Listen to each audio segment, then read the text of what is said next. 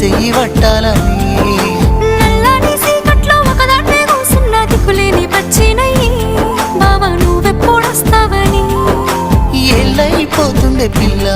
ఎన్నెలొచ్చింది మన బతుకులా ఏలైపోతుండే పిల్ల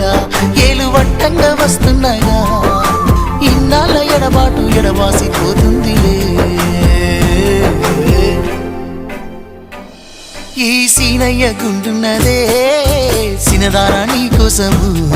ఈ దూరాన్ని చెరుపుతూ తీరాల తెగిరింది అందాల ఈ మానము